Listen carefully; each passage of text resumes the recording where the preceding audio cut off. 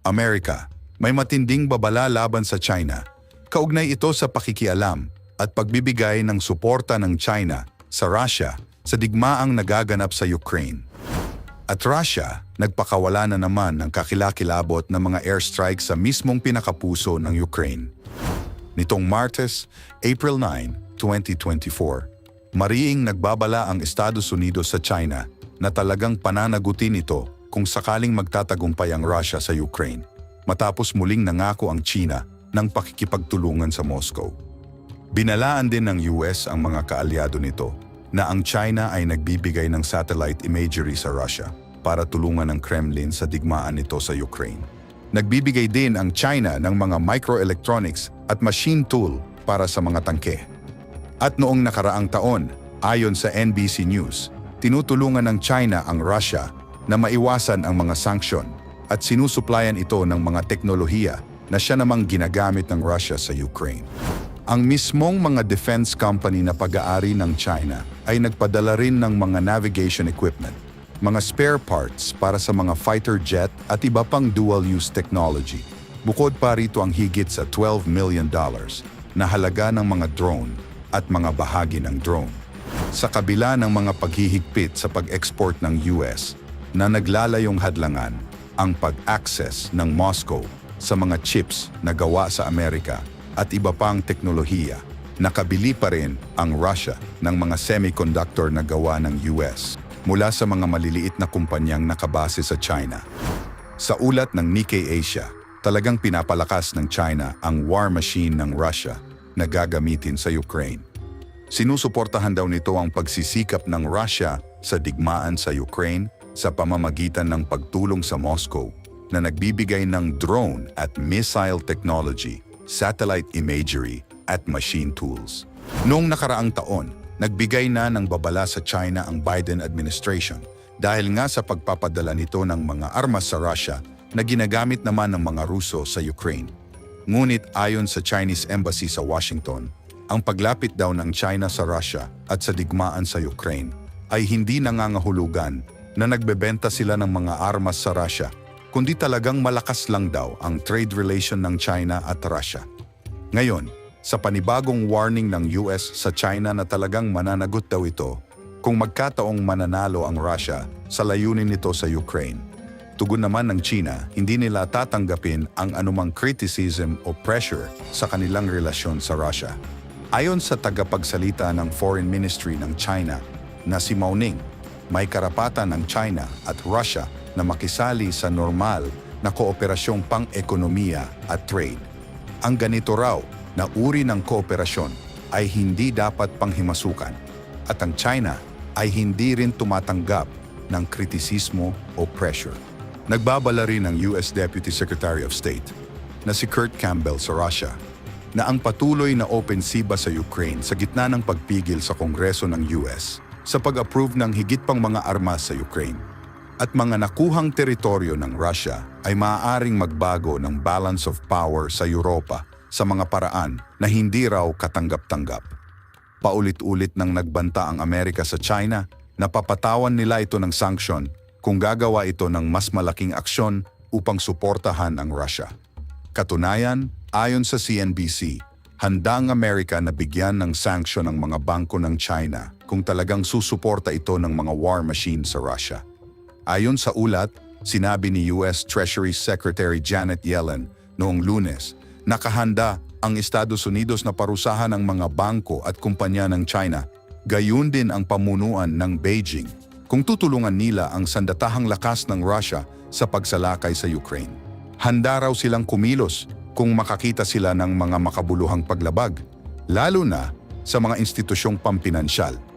Anumang bagay na nagsasangkot ng pagtulong sa militar ng Russia sa kanilang brutal na digmaan laban sa Ukraine ay hindi raw katanggap-tanggap sa kanila at mayroon daw silang kakayahan na parusahan ang China.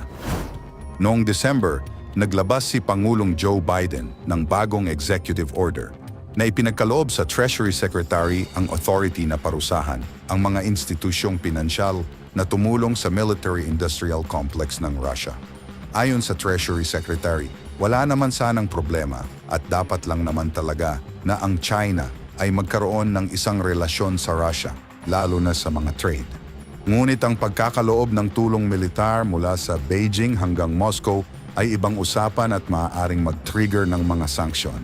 Habang nakatuon naman ang mga mata ng US sa agresibong mga hakbang ng China sa South China Sea, nangako naman ito kasama ang Japan ng isang bagong security collaboration. Ayon sa Reuters, nangako sina US President Joe Biden at Japanese Prime Minister Fumio Kishida ng new era ng strategic cooperation ng US at Japan na nagpapakita ng serye ng mga proyekto mula sa co-development ng mga missile hanggang sa manned moon landing habang kinukondem ang lumalalang pag-uugali ng China sa rehiyon. Sa isang pinagsamang pahayag mula sa isang summit sa Washington, sinabi ni Biden at Kishida na ang kanilang layunin ay bumuo ng isang pandaigdigang pakikipagsosyo sa seguridad na angkop para sa layunin, para sa komplikado at magkakaugnay na mga hamon. Pinahiwatig din ni Biden ang hindi raw natitinag na pangako ng US na ipagtanggol ang Japan gamit ang buong hanay ng kanilang mga kakayahan, kabilang ang nuclear. Sinabi rin ng dalawa na ang mga hakbang ng Japan na pahusayin ang istruktura at kakayahan ng depensa nito ay naglunsad ng bagong panahon ng pakikipagtulungan sa seguridad ng US at Japan. Meron na rin daw silang nakaplanong pag-upgrade ng kanilang mga military command and control frameworks na magbibigay daan sa mas higit na interoperability at pagpaplano sa panahon ng kapayapaan at sa panahon ng mga conflict.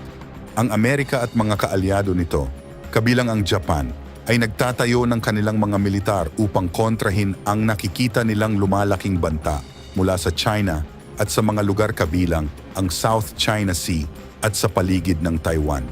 Inihayag din ni Joe Biden at Kishida ang mga planong i-upgrade ang mga defense communications networks at i-network ang mga air defense capabilities sa pagitan ng US, Australia at Japan upang kontrahin ang mga banta ng aircraft at missile. Magtatatag din sila ng working group para sa fighter pilot training, kabilang ang AI at advanced simulators at co-development at co-production ng mga jet trainer.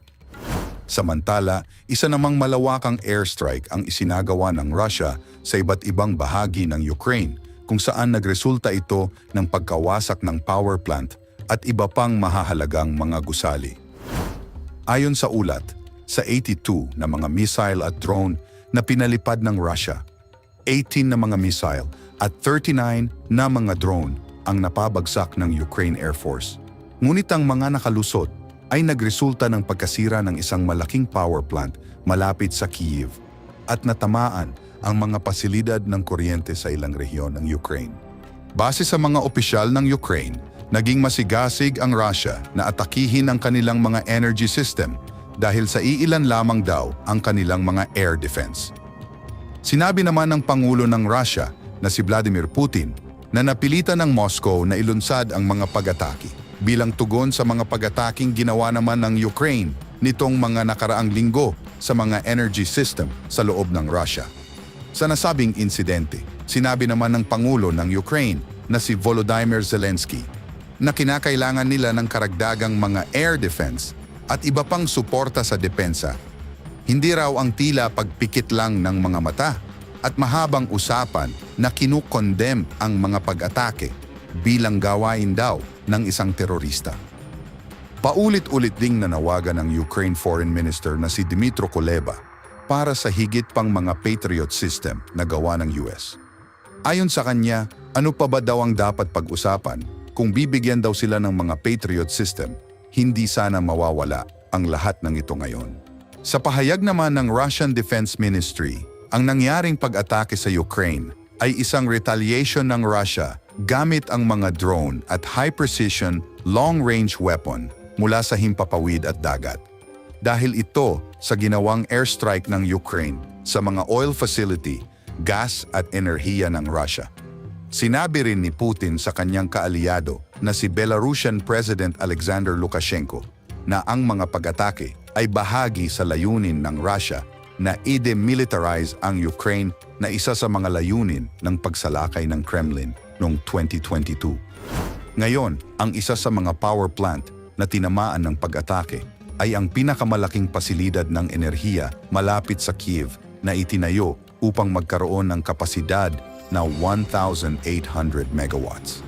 Nasira rin ang mga substation at power generating facility nito nang inatake naman ng Russia ang Odessa, Kharkiv, Zaporizhzhia, Lviv at Kyiv. Ang pinakamalaking pribadong kumpanya naman ng kuryente ng Ukraine na DTEK ay nawalan ng 80% capacity na makapag-supply dahil tinamaan din ito sa mga pag-atake ng Russia noong March 22 at March 29.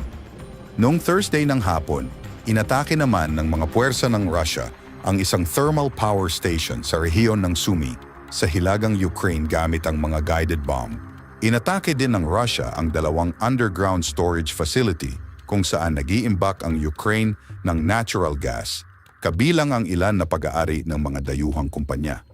Ang Kharkiv region naman na nasa hangganan ng Russia at mayroon ng matagal na blackout sa lugar, ay napilitang putulin ng kuryente para sa 200,000 katao.